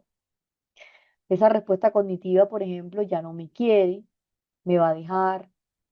Esa respuesta conductual condicionada que es reclamar, que le sobreexpliquen qué pasó, por qué no contestó, por qué no le puede contestar, el control y también el apego ansioso, ¿no? Que muchas veces lo que la persona responde sobre la situación actual, sino también desde la memoria traumática que relaciona. Lo que suele pasar pues en las parejas es que muchas veces las parejas se sienten acusadas, controladas, ¿no? Y esto va a generar un ciclo de silencio, ansiedad, reclamo, más alejamiento, más distancia. Las claves terapéuticas es que no es la pareja actual, sino el estímulo condicionado el que va a activar esa parte del trauma relacional. Que en cuanto a la intervención terapéutica, pues también tenemos que tener en cuenta uno de ellos que es la psicoeducación, que es el hecho de diferenciar el pasado con el presente, ¿no? Ahí también la forma de nosotros reprocesar, por ejemplo, esos pensamientos de abandono. Trabajos en la pareja, nombrar cuáles son los elementos disparadores, ¿no? El hecho de acordar señales de seguridad, la regulación emocional antes de un diálogo. Frases terapéuticas útiles, lo que se activa hoy no empieza hoy, ¿no? Ya venía empezando desde antes. Y que es importante que nosotros tengamos en cuenta que también esto puede generar apegos evitativos por parte de la pareja, ¿no? Mientras la persona más lo busca, pues él más se aleja, ¿no? Y pues obviamente aquí va a haber una situación y es que la comunicación pues se va a perder. ¿Ustedes me escuchan bien?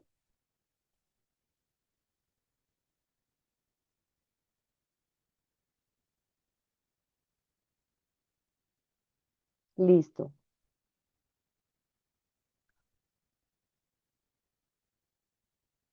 ¿Qué otras preguntas o qué dudas tenemos?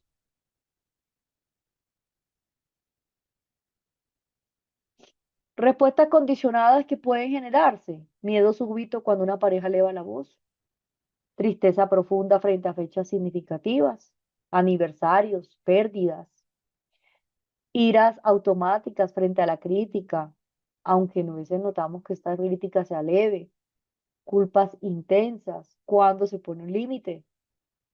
Respuestas condicionadas cognitivas. Es todos los elementos que tenemos en cuenta. Por ejemplo, yo seguramente hice algo mal, ¿no? Seguramente hizo algo mal, por eso esta persona está callada, por eso no me responde. Me va a abandonar cuando hay una distancia emocional, es el primer pensamiento. No valgo frente a un error mínimo, esto se va a dañar frente a un conflicto normal, ¿no?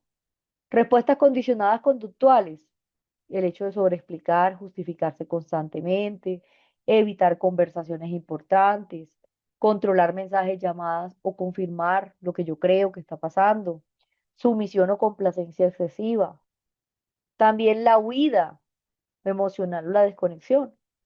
Respuestas condicionadas corporales, pues son todos estos elementos cuando nosotros notamos, por ejemplo, la opresión en el pecho, cuando nosotros notamos, por ejemplo, el nudo en la garganta, cuando notamos, por ejemplo, situaciones, por ejemplo, como esa tensión mandibular, que es una área acá en la parte, digamos, de la mandíbula, cuando la persona tiene mucha ansiedad tiende a apretar los dientes y esto genera un cansancio aquí mandibular.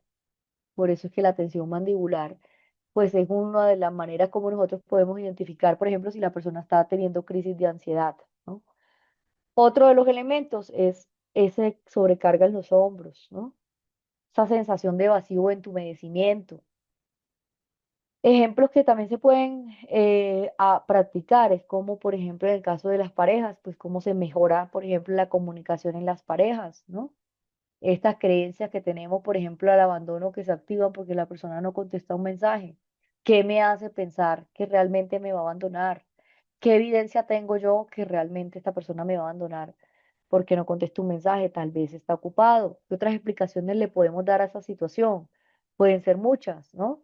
Puede que esté ocupado en el trabajo, puede que la persona no vio el celular, puede que se le haya descargado el celular, ¿no? No necesariamente la respuesta pues tiene que ver con que la persona me va a abandonar o me va a dejar.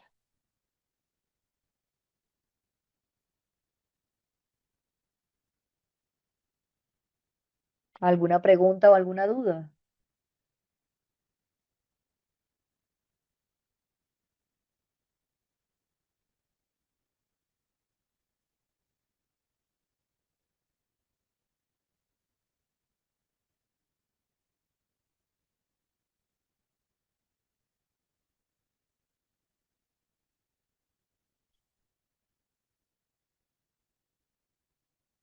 ¿Qué preguntas o qué dudas tenemos?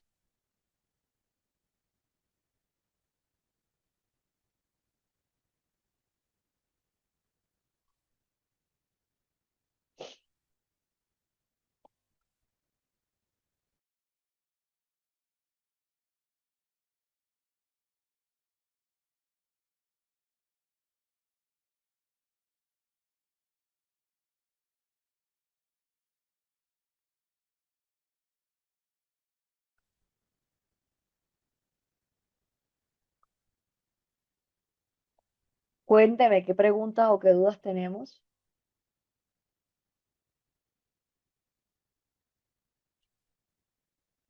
Ahora que en la terapia cognitivo-conductual, pues un ejemplo es cuando nosotros asociamos el hecho del pensamiento con nuestra emoción, ¿no?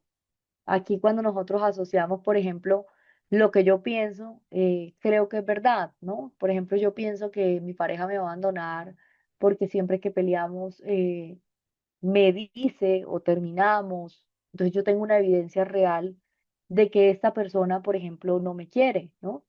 O un ejemplo también desde una parte, digamos, racional, es, por ejemplo, la persona que, por ejemplo, ha perdido todos los exámenes del semestre y piensa que va a perder el año. ¿Este es un pensamiento racional o irracional? Es un pensamiento racional. ¿Por qué?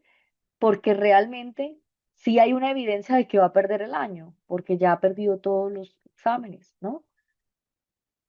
Pero una creencia racional o irracional podría ser, eh, ni para qué lo intento o para qué no vale la pena intentarlo más o estudiar más si voy a perder siempre todo. Pero un pensamiento racional sería, esto me va a servir para de pronto el día de mañana eh, tener otras herramientas de estudio, cambiar mi forma de estudiar y empezar mejor el próximo año, ¿no? Ese es un pensamiento, digamos, alternativo de manera racional.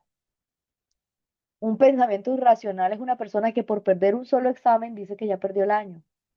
¿Por qué es un pensamiento irracional? Porque solamente se basa en una situación, en un caso, ¿no?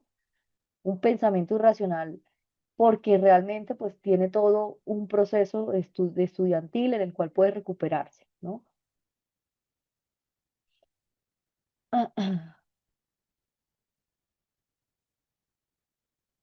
Cuando nosotros estamos observando, por ejemplo, pensamientos o ideas racionales o irracionales, entonces tenemos que tener en cuenta que muchas veces la persona carece de esas evidencias, ¿no? Por ejemplo, yo he terminado con mis parejas, entonces yo pienso que todos me van a abandonar, que me voy a quedar sola toda la vida, ¿no?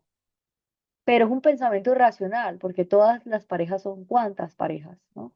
Ah, es que yo he terminado con dos parejas, con tres parejas en toda mi vida, y por eso es que todo me deja.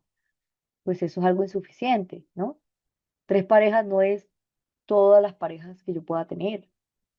También habría que revisar, por ejemplo, cuáles son los elementos que yo utilizo o qué hace que me llame la atención cierto tipo de parejas, y de pronto soy yo la que está fallando al elegirlos. No necesariamente hay un problema, puede que haya un problema también en mí, ¿no? En mi manera de elegir a esas parejas.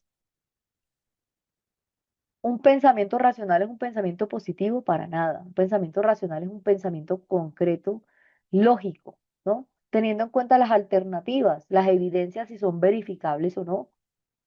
A eso le llamamos un pensamiento racional, cuando nosotros tenemos la evidencia de que eso es verdad o que ese pensamiento es verdad, que no solamente parte de una suposición, que no parte de una racionalidad de lo que yo creo. Por ejemplo, yo puedo pensar que mi pensamiento racional es porque si me siento nervioso significa que algo malo me va a pasar. Ahí no es un pensamiento racional, ¿no? Es un pensamiento que está basado en qué? En una distorsión de un, que se llama interpretación del pensamiento, ¿no? Racionalización racionalización. ¿Por qué? Porque realmente yo estoy teniendo un significado a partir de qué? De una emoción, pero eso no significa que esa emoción sea verdad. Yo puedo tener miedo, pero ese miedo no tengo la certeza de que es real o no.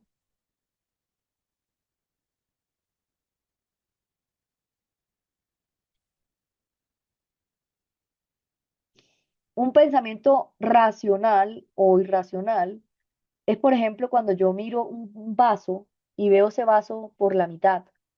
Yo pienso que ese vaso está medio vacío o medio lleno. Entonces, un pensamiento irracional sería está medio vacío, ¿no? O está medio lleno. Pero un pensamiento racional y lógico es el que me diría el vaso está completo de agua y de aire. Por eso es un pensamiento racional, porque mira no solamente la parte negativa o positiva de una situación, sino el todo, ¿no? El todo que a veces ese todo nos cuesta pensarlo. ¿Por qué? Porque tenemos que detenernos a pensar. Y eso es lo que puede generar muchas veces ese cansancio. Entonces a nosotros nos queda más fácil pensar, no, es que está medio vacío. O soy buena o soy mala persona. Pero no hay ese término medio en el cual pues yo también mire otras alternativas y no necesariamente es la parte, digamos, de bueno o malo polarizado, ¿no? Que ese es otro tipo de distorsiones que vamos a ver en la próxima clase. Ya nos vamos a centrar en las distorsiones cognitivas del pensamiento, que son las que dice Aaron Beck. ¿Alguna pregunta, alguna duda?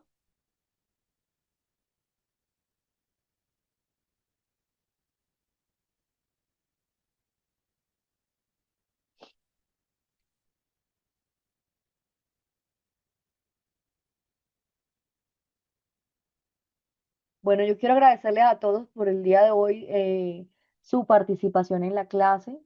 Estuvieron muy atentos, hicimos la clase más dinámica eh, y nos vemos la próxima clase el lunes de 6:10 a 9 de la noche. ¿Listo? Muchas gracias a todos por su atención y por su participación y nos vemos el lunes. Recuerden que vamos a tener clases de lunes a sábado.